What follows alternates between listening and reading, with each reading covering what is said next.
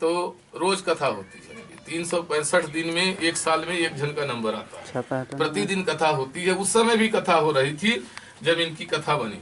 तो तुंगध्वज राजा जो है गोकुला मथुरा वृंदावन में पहुंचते हैं और गांव में घुसते हैं तो एक बट का वृक्ष, बट माने बर का पेड़ था, उसी बर के पेड़ के नीचे अपना घोड़ा बांध देते हैं और सोचते हैं थोड़ा पसीना वसीना कम हो जाए, ठंडा वंडा थोड़ा मिल जाए, इसके बाद हम आगे प्रस्थान करेंगे। उसी बर के पेड़ के ऊपर एक भूत रहता था और वो भूत जो है इतना ज्यादा भूखा था कि वो बर के ऊपर से निकला और राजा की ओर झपटा।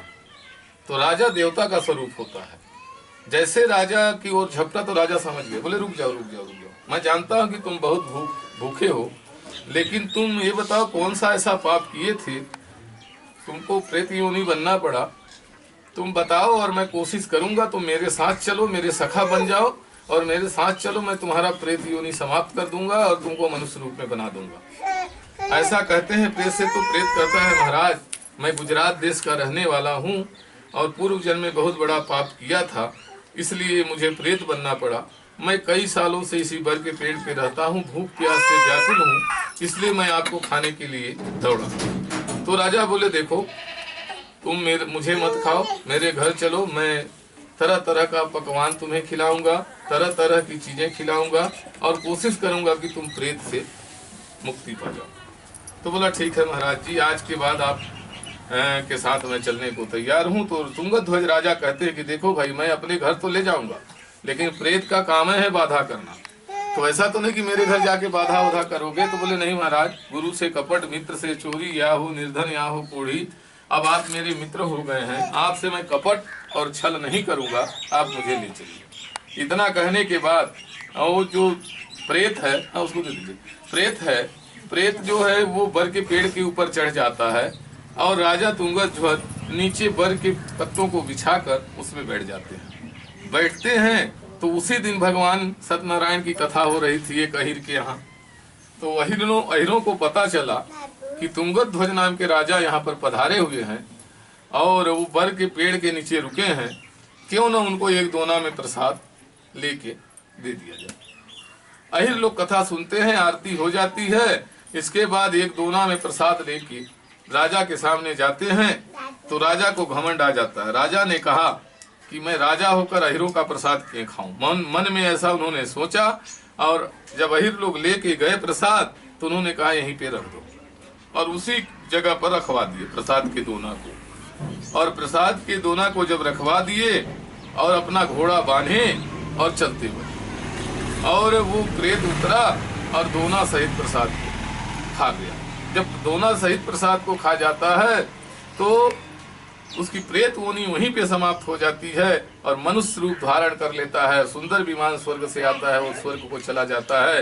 लेकिन इधर राजा की दुर्गति हो जाती है। राजा सोच रहे हैं कि प्रेत पीछे पीछे मेरे घोड़ा में बैठा है, और जब वो घर में पहुंचते हैं तो उनके 100 पुत्र थे। 100 पुत्र, उनके पुत्र पुत्रियां नहीं दिख रही हैं, धन दौलत सब नष्ट हो जाता है, उनकी आंखी में कुछ दिखाई ही नहीं देता है। राजा ने सोचा कि इतना जल्दी सब कुछ मेरा समाप्त हो गया, इसलिए मुझे भी जीना नहीं चाहिए। और आत्महत्या करने की जब प्रयास करते हैं तो उन्हें आकाशवाणी होती है, हे राजन, तुमने जो अहिरों का प्रसाद त्याग कराया है जाकर खाएगा तो तुम्हारा धन दौलत पुत्र पुत्री सब कुछ मिल जाएगा। राजा फिर घोड़ा बांधते हैं, फिर गोकुला मथुरा वृंदावन की ओर चलते हैं। गोकुला मथुरा वृंदावन में पहुंचते हैं तो फिर कथा हो रही थी, क्योंकि वहाँ तो रोज कथा होती है, आज भी कथा होती है। तो एक अहिर के यहाँ कथा हो रही थी तो अहिर लोग नहीं बुलाए, दरवाजे पर खड़े थे। बोले अहिरों का जब प्रसाद नहीं खाए हैं तो हो सकता है अंदर न आए, इसलिए वो बुलाए नहीं। तो राजा अपने से घोड़ा खड़ा करते हैं और उनके बीच में बैठते हैं, भगवान की कथा सुनते हैं। जब कथा हो जाती है, आरती हो जाती है, तो एक दोना में प्रसाद उनको भी दिया जाता है। जब वो प्रसाद खा के चलते हैं तो उनको धन दौलत राजपाट और उनके पुत्र पुत्रियां सब दिखाई देने लगती हैं।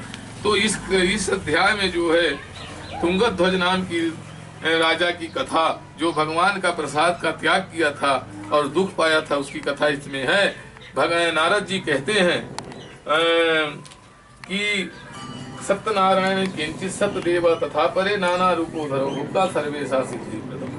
भगवान नाना प्रकार का रूप धारण करके अपने भक्तों का कष्ट दूर करते हैं। ये नाना प्रकार क्या होता है देखिए, कभी वो डॉक्टर बन जाते हैं, कभी देवार बन जाते हैं, कभी वो ब्राह्मण बन जाते हैं, कभी ज्योतिषी बन जाते हैं, कभी तांत्रिक बन जाते हैं।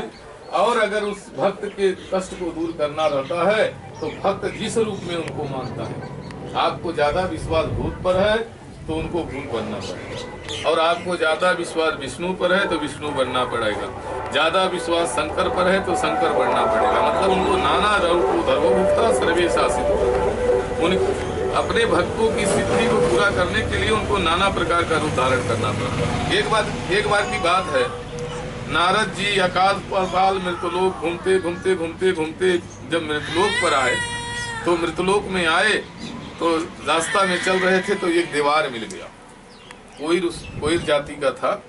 तो बोले कि नारद जी को प्रणाम किया